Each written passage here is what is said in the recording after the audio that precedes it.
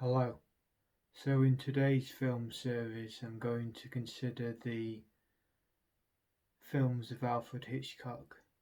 So I'm really going to focus on what I consider to be his best three, and these are all sequential in the period 1958 to 1960, and these are of course Vertigo, North by Northwest and Psycho. And this is when he was at the height of his powers, really.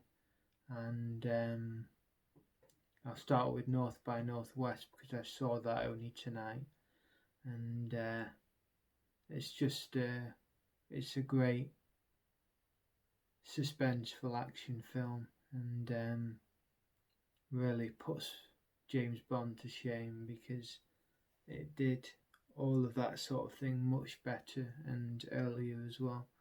So it's got some great sequences, but the entire rhythm of the film is spot on, like the pacing and the rhythm and the I like the aesthetics of the film. Everything about it really. It's a great action film. It's not particularly deep, but it doesn't have to be.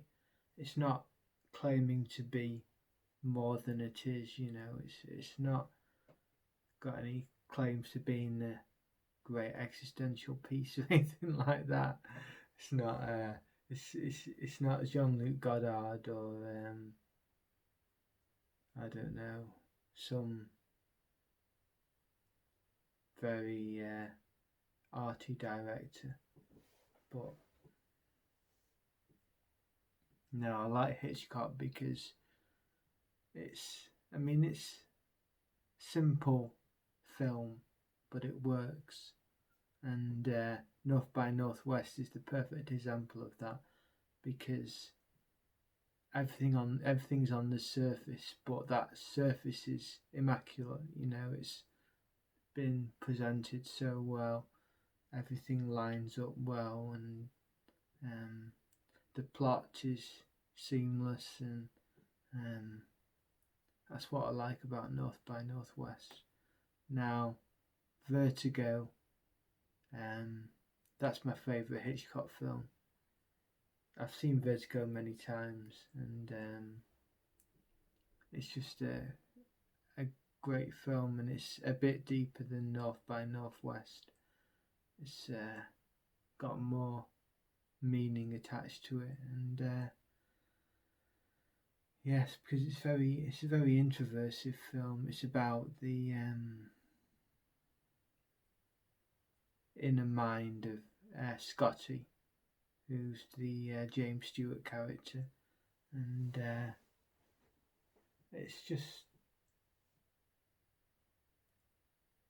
quite psychological, really, in a way that North by Northwest isn't, and it works very well. And San Francisco is beautiful. I mean, the city of San Francisco is like a key character in the film, really, and seeing it on Blu-ray is incredible because some of the shots are fantastic. Like you got the Golden Gate Bridge in the hills of of the very steep roads, and it's just such a good film. It's one of my top 5 films of all time, Vertigo, and I don't say that lightly, but yeah. So that's Vertigo, and then there's Psycho. Now, I don't like horror films, and Psycho isn't one of my favourite films, but it's one of Hitchcock's best three from an objective viewpoint. So I've got to include it, and I do enjoy the film in a way, but it puts me on edge, and I won't call it like a casual enjoyment like I get from North by Northwest. It's more, it's a deeper appreciation of it, really, and Psycho is is a remarkable film. It's one of Hitchcock's best technically, I think, and I love it at the start with the driving sequences because really the driving sequences with Janet Leigh are a perfect prelude to the rest of the film. You know, it's like building the suspense, and it just works so well.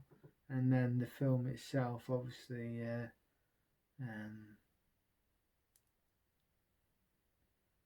the sort of mythology around the mother and all of that sort of thing is very, very creepy, but it works, you know. It works as a horror film. It's just and yeah, there's something very uncanny about it. I think Freud would have loved the film, you know. It's got a sense of the uncanny, and yeah, so I think Psycho is perhaps the most technically accomplished Hitchcock film. But he, of course, he made many films in his career, and I saw Saboteur only recently. That's like an earlier action film, and then of course the 39 Steps, which was one of his first action films, and they're not. You can see a progression. They're not up to the same standard as the late 50s Hitchcock, but you can see where he learnt his craft, and they're all perfectly good as standalone films. It's just that Hitchcock reaches such heights in his best films that some of the lesser films can be overshadowed a bit. But yeah, I think Hitchcock is one of the best directors, and I've not seen all his films yet, so that's something to look forward to. You know, I really look forward to watching his complete oeuvre, and so yeah, and of course my first film series was on Chaplin, and of course Chaplin and Hitchcock are completely different. You probably can't get two more different directors. I mean, one's very light and comic, and yet deeply meaningful, and Hitchcock is serious and suspenseful and all that, but it's superficial in a way. It seems strange to call Hitchcock superficial compared to Chaplin, but I think a deep analysis of these two directors will bear that out. I think Chaplin seems to be very comic and light-hearted, but there's a deep philosophical content to Chaplin, which is lacking in Hitchcock. Hitchcock is psychological, certainly, but it's not philosophical, in my opinion. So, yeah, I do rate Hitchcock, but I hate to say it, but he's a superficial director, you know.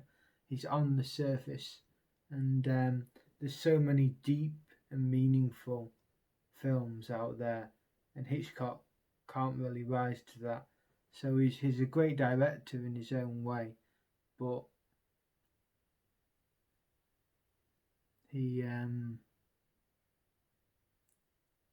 I'm really into philosophy, so he doesn't reach that philosophical height for me personally. Although he's one of my favourite directors, because we can all get different things from films, different things from the broad range of film out there. And just like I might enjoy Star Wars, for example, which has very little art. Well, it has some artistic merit, but very little. I don't know what.